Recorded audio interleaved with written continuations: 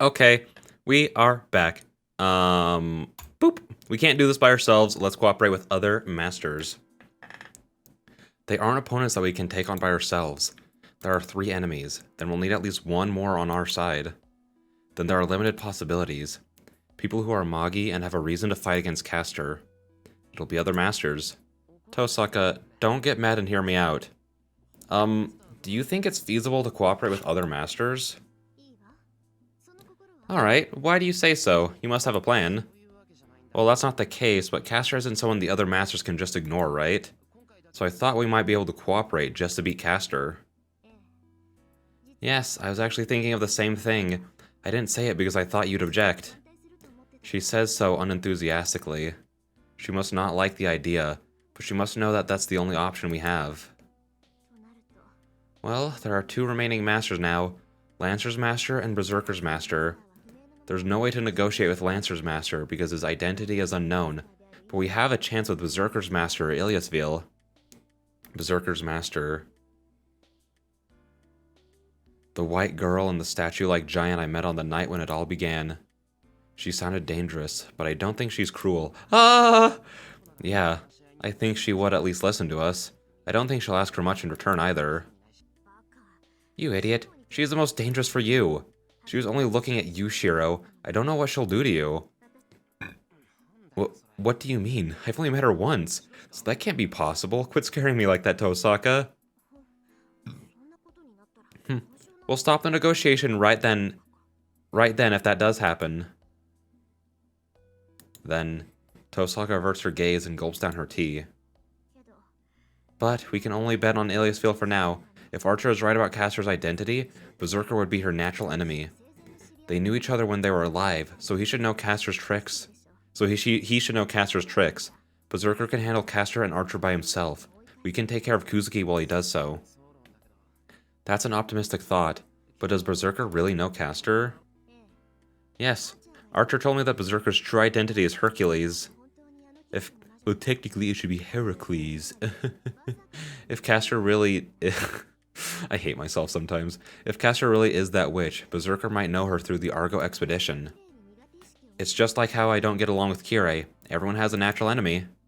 Okay. But I'm sure everyone would dislike that priest. Based. Then it's decided. I love Kirei. But how should we find her? She hasn't appeared since that night. We should be able to find her because of her large magical... We should be able to find her because of her large magical energy, right? But we can't find her in spite of that. So doesn't that mean she's not in this town?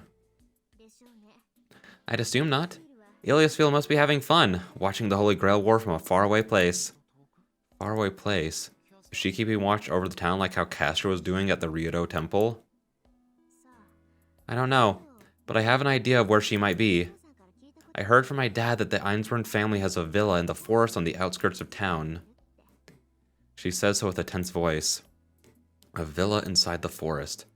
Tosaka's expression tells me how dangerous the place is. Huh, fun. I thought I was about to interlude. That was such a long black screen that it was like getting ready for an interlude. I go back to my room and lie down. Drowsiness fills my body as soon as I do. I stare at the dark ceiling. We are going to Ilyasville's hideout tomorrow. No matter what kind of negotiations take place, it's obvious that we'll need energy. Tosaka said we wouldn't get a good result with tired bodies, so we decided to head out after we sleep. It's 5 hours until dawn. We have to go talk to her after that. The young master that appeared on the night I became a master. If Saber is a servant excellent in all aspects, Berserker is a servant specialized in battle. There's no servant that can match Berserker in simple combat. How can I talk to such monsters? Saying it makes me believe it's impossible to negotiate with them, but... Strangely, I don't feel any uneasiness. I think Ilya will understand us if we talk to her. Just like Tosaka, she will classify enemy and ally as a Magus. But I think she's a proper girl with all that aside. Man, what wishful thinking when I haven't even talked with her yet.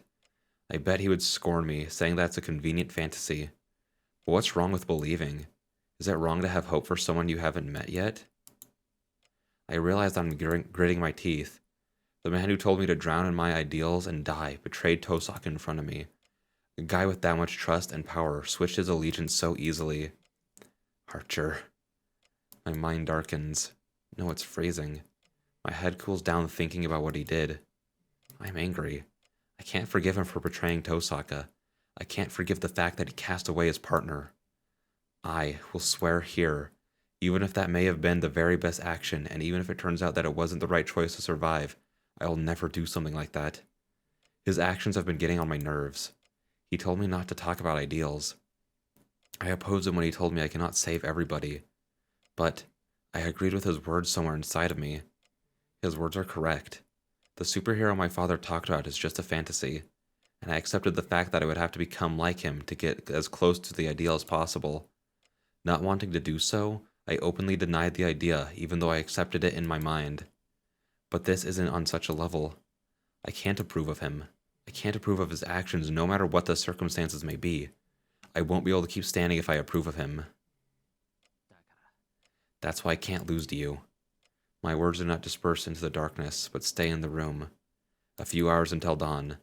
I keep repeating those words, even in my sleep.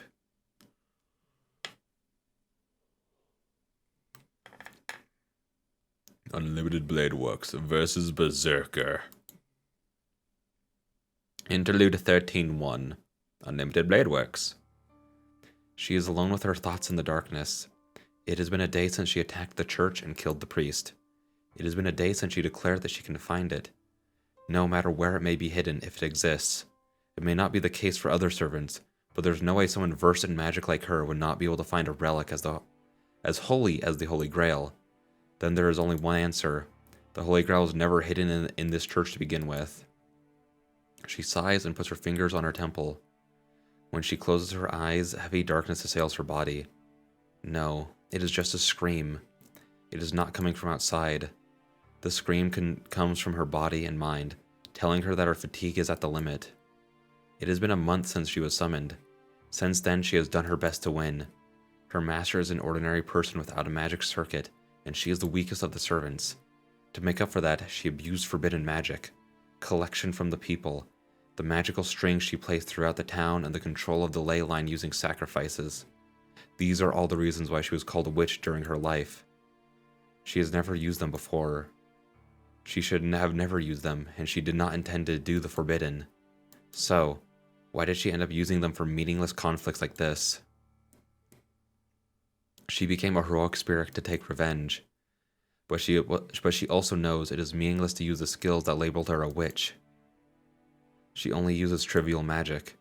She only created disasters that caused people to destroy themselves with their own greed.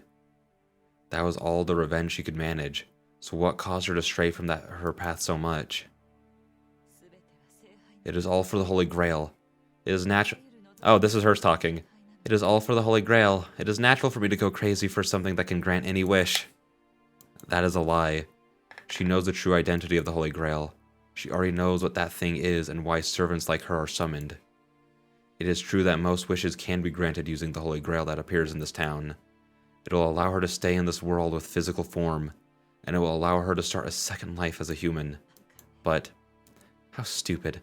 There is no meaning in such a thing. Saying so, she closes her eyes. She empties her mind. For now, she lets her guard down and rests her mind. She hears the sound of rain. It was a night without moonlight. The surroundings were pitch black, and she wandered with an empty mind. That is where she met him. With blood-stained body and frozen limbs. A chance meeting that was more miraculous than any miracle.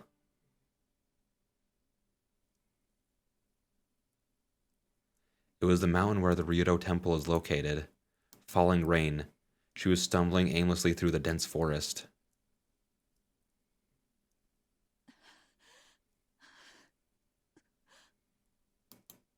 She left behind a trail of blood. In her hand was a dagger that breaks all contracts. Her purple robe was wet with rain, and her limbs had turned white from the winter cold.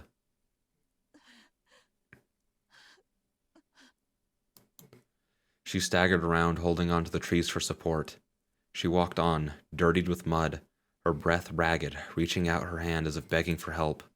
She did not look like her usual self, filled with cool composure. No, Even the amount of magical energy was unlike her. She was exhausted. She only had a handful of power left.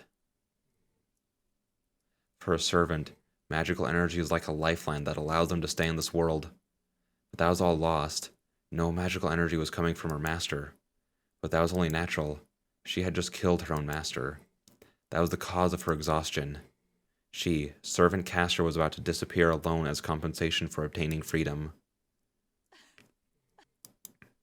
Oh, I didn't mean to skip the laugh, sorry. A dry laugh. It is funny that her body was not able to maintain itself, and that she betrayed her vulgar master. Moreover, it's quite amusing to see how badly she had underestimated the relationship between servant and master. She had done well. Her master was a legitimate magus. He was in his 30s, had a medium build, and had a few noteworthy characteristics. He had no will to fight, but dreamed of victory. He was a man that only waited for the other masters to kill each other. The man had not trusted Castor. He treated her coldly as she was a superior magus, and he insulted her for being inferior to other servants.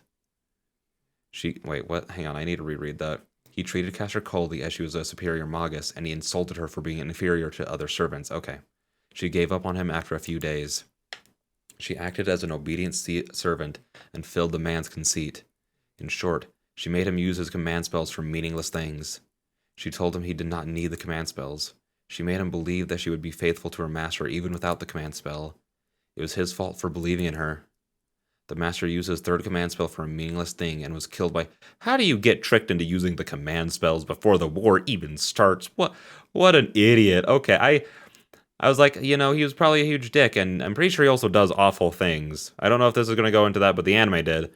But I was like, I guess it still sucks to be tricked by that, I guess. And as I was thinking about what kind of person he actually was, I was like, it really doesn't suck that he got tricked. But anyways, it's even funnier now that he's that stupid. It was easy. She did not like the fact that the contract with him still existed, so she killed him using the rule breaker. She had made a mistake. Servants exist using the supply of magical energy provided by their masters, but not just magical energy. Servants are only allowed to exist in this age by being connected with people of this age. In other words, to lose one's master, the passport to this age, means being forced to return to the outside world. But she would not normally be this exhausted. She was the curse her master had left her. This was the curse her master had left her. Her master did not approve of her, as she was the better magus than he was. Therefore, he limited her magical energy to be always below his level. This magical energy level of a mere human cannot keep a servant in this world. She would normally be able to stay in this world for 2 days after losing her master, but now it's different. Her magical energy was drastically decreasing with every second, and the end was near. Probably a few more minutes.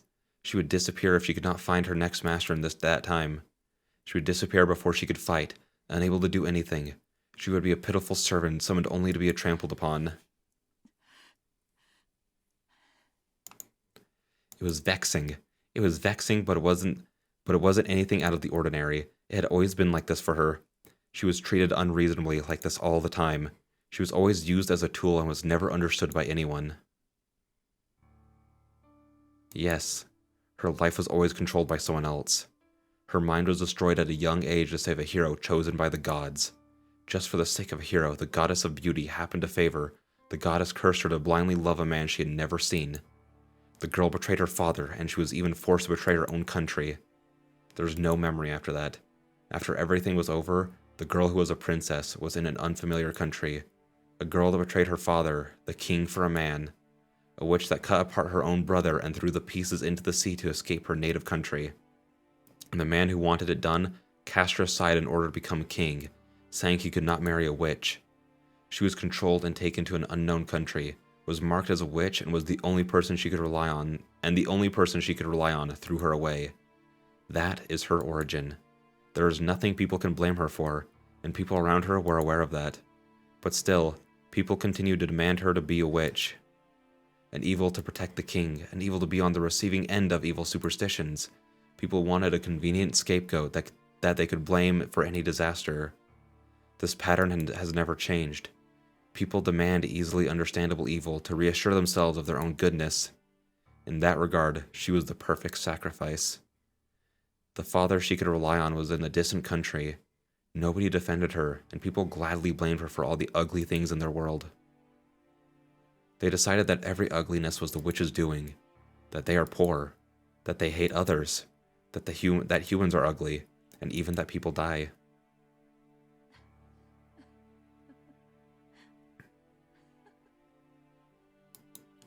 So she merely accepted it.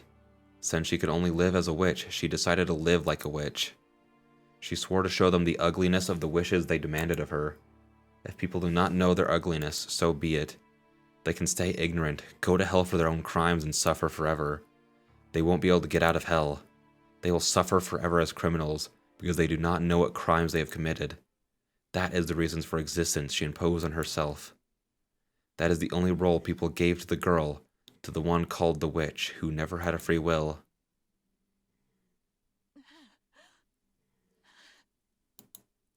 But nobody actually wished for such a thing. The same goes for her as well. She seeks revenge against her will without having any wish for herself. Yes, until she met up with this stranger. A rustling sound. She peered ahead, even though she was barely able to stand. It's midnight. Who could possibly come to the forest at this time? What are you doing there? It was a heavy voice. She did not have the composure to check who it was. She just thought it was all over. She had no power to use magic. Her purple robe might have looked like a coat, but she was covered in blood. A woman covered in blood was hiding in the rain. It is obvious that's what such a person did. Anyone would run away first. What would they do after that? They would either call the police or pretend they hadn't seen it. It did not matter to her, as she could no longer move. That caused the last of her spirit to give out. Her last moment was cold and lonely, just as it was at the end of her true lifetime. Or so she thought. When she regained consciousness, she was in that place. In front of her is that man, the man who she met in the woods. So, you've awakened, Castor. Can you tell me your circumstances? Those were his first words. When she watched the man with blank amazement. Go home if I did a needless thing. If you wish for me to forget about this, I shall do so. The tone of his voice never changed. That was her first encounter with her master, Kuzuki Suichiro. Kuzuki was a strange man. Should he be called a ghost? He had no reason to live, but had no reason to die. He was just there, and since he existed, he followed whatever whim took him. He has no self. That was her first impression of him, and she thought it would be easy to turn him into a puppet. She grew to realize that the thought was a mistake. Kuzuki Suichiro does not have a past. He has no self because he has no past, but it does not mean Kuzuki Suichiro is empty. Kuzuki was a sincere man. He easily accepted her when she told him that she wanted him to be her master, and when she told him about her true identity. When she asked him, "Do you believe such a story?" he replied, "Was that a lie?" He accepted it after she told him it was the truth. And the most amazing part was the night they met. As she was about to disappear, she told Kuzuki to lay with her, after making a difficult expression. "Let me ask, do you want it rough or gentle?" Oh my gosh! After that, he made it love to her without waiting for her reply. To put it his way, they had sex before the Buddha. It seemed rough like Asura, but also seemed gentle like Bodhisattva. I'm so sorry for that pronunciation. Either way, the contract was completed. She obtained a new master and was able to stay in this world, and return to her role of being a witch. She still considers it to be a miracle. She would have disappeared before she woke up if she wasn't taken to the Ryudo Temple. The Ryudo Temple is a demonic place for servants, but it is a perfect summoning place once inside. As the Ryudo Temple is surrounded by a boundary field, it is suited for keeping anything inhuman. She was able to remain without disappearing because she was brought to the Ryudo Temple. Had it been any place else, she would have vanished after being taken there. As a result, she obtained the best ley lines and the best protection. She easily occupied the Ryudo Temple, figured out the mechanisms of the Holy Grail, and summoned Assassin as the fifth servant. But such things are trivial matters. She was certainly lucky on that night. Many miracles saved her, and she is now on the verge of victory, but they do not deserve thanks. She would have been fine with it even if those miracles had not occurred. There's only one important fact, a very small matter that is trivial for anyone else. For her, the fact that she was able to meet Kuzuki Suichiro is beyond belief. Is a miracle beyond belief. And I think that's a good place to end it. You know, a lot of that I'm pretty sure wasn't in the anime. Granted, the anime expanded on other things, so that was very interesting to learn about. And it just made me think of a consistent theme that we're going to see a little bit more of. And that... So, we'll see more of it later in this route, if I'm remembering things very correctly and how things are phrased and how worded and whatnot. But it's minor... Was this talked about in the Fate route? I don't remember. I genuinely don't. But so, I guess, sort of Heaven's Feel spoilers. It's not super... It's one of those things of, like, it's important, but you're not, like, losing anything in the story by knowing it, if that makes sense. Anyways, her story, so just skip the rest of this episode if you don't want, like, if you want to avoid every possible spoiler. This just reminded me a lot of, like, the story of, like, Anger Mainyu of, how all the world's evils were put on him, and then he was sacrificed for the purposes of, like the village, like his people, basically. So it's just interesting. Like, that seems to be like a consistent theme in at least Fate Stay Night. Maybe it's in like other works like Fate Grand Order and whatnot, and I just haven't like looked in, and I just haven't thought about it like that much. Or any of Nasu's other works, because I haven't read any of Nasu's other works because I'm mid. But the idea of people putting all of their evils onto someone, but then still like using that evil for themselves. Like, again, Anger Mainyu was tortured and like horribly like disfigured. Like, I'm pretty sure like, I might be misremembering it, because again, I don't remember if they talked about it in the Fate route, and I haven't seen Heaven's Feel 3 where they talked about it in like over almost 2 years, I think, since it came out. Whenever that was. But I'm pretty sure they like literally like tattooed like depictions of sins into his body. It tortured him and then eventually killed him. So it's just like the same idea of like a community placing all of their evil onto somebody, like all of these like horrible things, and then using that evil for their own selfishness, if that makes sense. Like, she was casted as evil, but she was an evil that would protect the king, or take on all the superstition, or someone to be hated for this reason, or someone to be hated for that reason. And it's just an interesting theme, and one that I probably need to think about a little bit more. But yeah, that's just what I wanted to talk about here. So yeah, with that being said, I'll see you guys in the next one. Bye-bye.